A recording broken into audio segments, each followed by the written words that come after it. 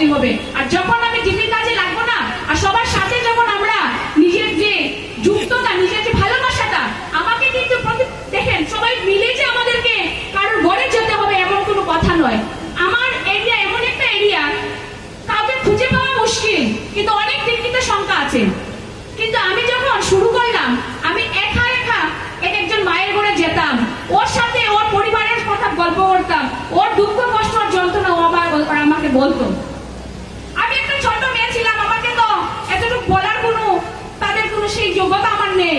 কিন্তু ঠাকুরের কাজ করলে কি হয় জানেন, সবার প্রতি আমাদের মধ্যে বিশ্বাস জেগে উঠে। আমরা যখন কারোর প্রতি বিশ্বাস জাগিয়ে উঠবো না, দেখবেন তখন আমাদের ছোট হয়ে আর বড় হয় সবাই আমাদের কথা শোনে। আর যখন আমরা ইষ্ট চরণে চলবো, ইষ্টে কথা বলবো, সবাই দেখবেন তখন কথাগুলো শোনার জন্য না ছুটে আয়। যেটা আমি আমার জীবনে আজকে জলজান্ত উদাহরণ, আমি আপনাদেরকে বলে বুঝাতে পারবো না। আপনারা যদি আমার সঙ্গে আমার পাড়াতে যান, দেখবেন আমার পাড়াটার সিচুয়েশনটা কি। আজকে আমি এখানে, কিন্তু আমার পাড়াতে কখনো মাতৃ সম্মেলন কি জিনিস হয়নি। কিন্তু আজকে সেই ডিপি ওয়ার্কের এমন একটা পাওয়ার, ডিপি ওয়ার্ক অনেক আগে থেকেই চলছে, কিন্তু আমরা সেটা ইউটিলাইজ করছি এখন। আজকে সেই ডিপি ওয়ার্ক করেছি বলে আজকে পাড়ার প্রত্যেকটা জায়গাতে, প্রত্যেকটা ঘরে মায়েরা দল বেঁধে ছুটে আসছে, প্রত্যেকটা দিন ঘরে ঘরে মাতৃ সম্মেলন হচ্ছে। সেটা হলো আমাদের জীবনের প্রাপ্তি। আজকে আমি মনে করি আমি এই প্রাপ্তিটুকু পেয়েছি, কারণ যদি ঠাকুর না ধরতাম আজকে এই এতগুলো মানুষকে ঠাকুরের কাছে নিয়ে আসতে পারতাম না। আর আজকে আমার যদি কিছু হয়ও, আমি বলবো আমি আজকে আমার জীবন ধন্য হয়েছে, কারণ অনেকটা পরিবার আজকে ঠাকুরের কাছে এসে অনেক উন্নতি লাভ করেছে। তাই আজকে আমাদের সমাজে ডিপি ওয়ার্কটা, বিশেষ করে মায়েদের করা বিশেষ প্রয়োজন, কারণ মায়েরা এমন কিছু পারি না এই পৃথিবীতে নেই। একটা মাতাল মানুষকেও আমরা ঠিক করতে পারি, যেটা আমি আমার জীবনে প্রমাণ আছে। কারণ এখন এত সময় নেই যে আপনাদেরকে বলার। আরেকটা দিন যদি আমি কোনো সময় পাই আমি বলবো, একটা পরিবারে তার স্বামী, মানে পরিবারের সেই মাটা বিয়ের আগে থেকেই দীক্ষিত, কিন্তু স্বামীটা ছিল বৈষ্ণবপন্থার লোক। স্বামীটা কখনো আমাদের ঠাকুরকে ভালোবাসতেন না, ঠাকুরের কোনো কথা শুনতে পারতেন না। তখন আমার নাগাবাড়িরই লোকটা ছিল, আমি তখন এই লোকটাকে মানে মামা সম্পর্কে বলে ডাকতাম। আমার একটা স্বভাব কি জানেন, আমি জানি না আমার আপন পর বলে কিছু আমি বুঝি না। আমি বুঝি আমরা সবাই ঠাকুরের সন্তান, আমাদের সবার সাথে একটা ঠাকুরের সম্পর্ক। আর যাটা নিয়ে আমি মনে করি আমার রক্তের ব্লাডের সম্পর্ক, আমার ব্লাডের সম্পর্কের সাথে আমার কোনো সম্পর্ক এতটা নেই। কিন্তু আমার গুরু ভাই বোনদেরকে যদি আমি না দেখি, ওদের সাথে না কথা বলি, মনে হয় আমার জীবন থেকে সবকিছু হারিয়ে যাবে। তাই প্রত্যেকটা সময় আমি ওদের সাথে কথা বলতাম, আর ওরা সব সময় কিছু হলেই আমাকে এসে বলতো। তখন ওই বউটা এসে আমাকে বলছে যে, আমি ওনাকে মামা ডাকতাম, আমাকে বলছে যে তোর মামাকে একবার যদি পারিস দেখ না যাজন করে ভিক্ষা নিতে পারিস কিনা। আর শ্রী ঠাকুরের চরণে এসে আমার দিন দিন এত কনফিডেন্স ঠাকুর আমাকে দিয়েছেন যে আমি বুঝতে পারি এই কনফিডেন্স গুলো কোথায় থেকে আসছে। আমাকে কিছু মানুষের মধ্যে ফেলে দিলেও আমি সেটা গর্ব করে বলতে পারি, মালিককে ধরে আমি এটুকু বুঝতে পেরে গেছি যে আমি ওই জায়গা থেকে যাজন করে লোককে দীক্ষা দেওয়াতে পারবো। কারণ ঠাকুরকে যদি আমরা সে ভালোভাবে বুঝতে পারি, জীবনের শক্তিটা না আর কোথায় থেকে আসতে লাগবে না। ঠাকুর এইভাবে আমাদেরকে অনবরত দিয়ে থাকেন।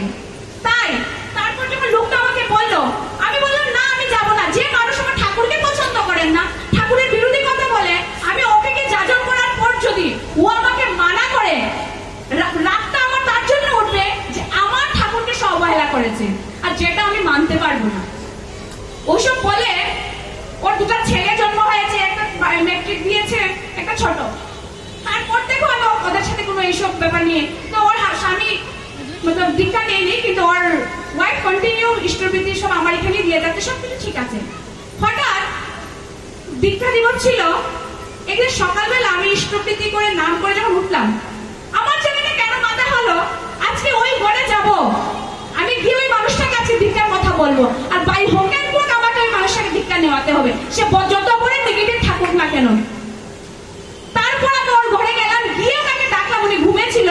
আমি বললাম মামা তুমি উঠো, আজকে তুমি আমার সাথে যেতে হবে মন্দিরে।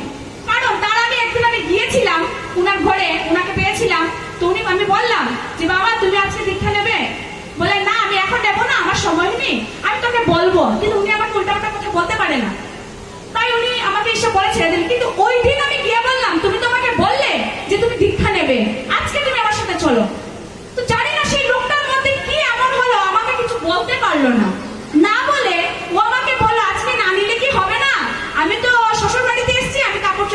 পারিনি।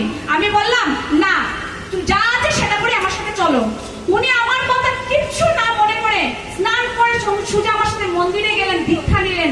আজকে ঠাকুরের দয়ায় ওরা হাজবেন্ড ওয়াইফের ডিভোর্সের অবস্থা ছিল, আজকে 5 বছর 10 বছর থেকে ওদের বিচ্ছিন্ন অবস্থা, কিন্তু ঠাকুর ওকে এমন একটা জায়গায় এনেছে, আজকে ওদের ঘরে একটা ছোট সন্তানও জন্মগ্রহণ করেছে।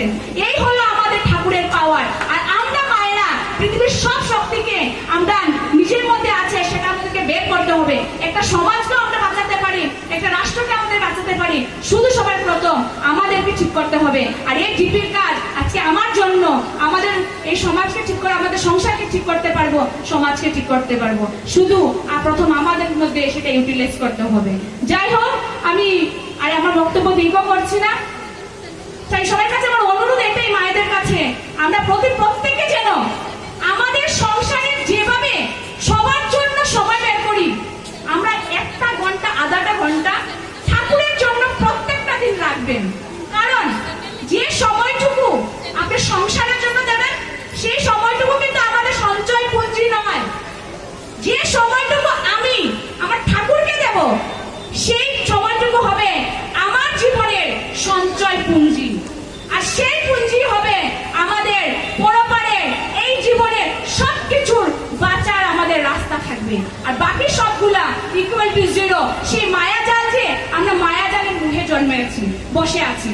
তাই মায়াজাল থেকে বেরোতে হলে আমাদের ঠাকুরকে আমাদের কেন্দ্রে সবার প্রথম বসাতে হবে। আর সংসারের প্রতি প্রত্যেকটা মানুষের মধ্যে যেভাবে আমরা সময় দিই, ঠাকুরও আমাদের সংসারে সবার প্রথম।